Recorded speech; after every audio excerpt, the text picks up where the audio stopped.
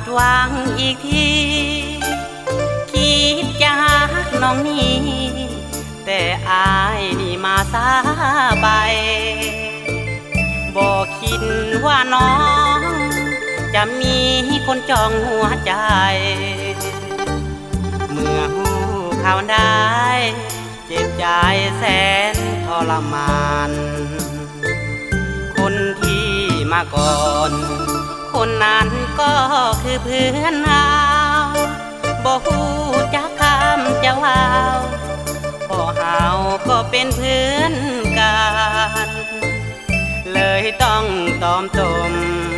ละทมหัวใจเล่าลานหัวมาหักกลับมาเปลี่ยนพันหักนานเหมือนดังมีมาเลยเป็นคนเศร้าหักเจ้าแต่ผิดหวังไปผลออกก็คือสามนายแผลใจฟังเลิกทุกวันหากมีชาติหน้าขออย่าพัดพากจากกัน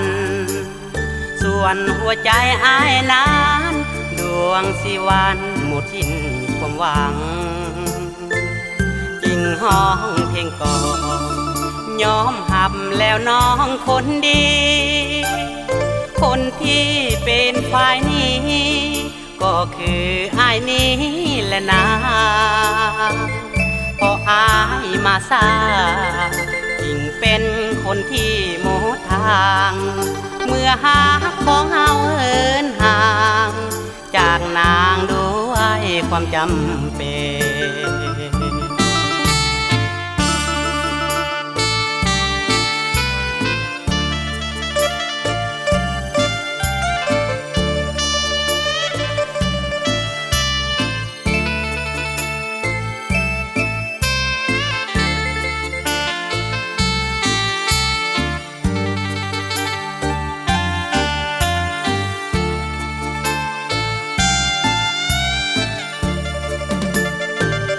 เลยเป็นคนเศร้า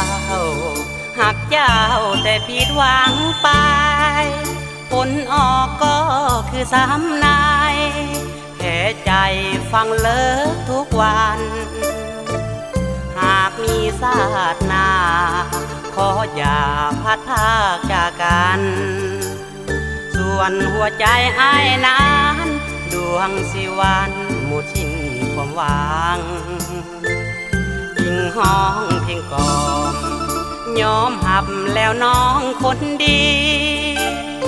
คนที่เป็นฝ่ายนี้ก็คืออ้ายนี้แหละนางพออ้ายมาซายิ่งเป็นคนที่หมดทางเมื่อหาของเฮาเหินห่างจากนางด้วยความจำเป็น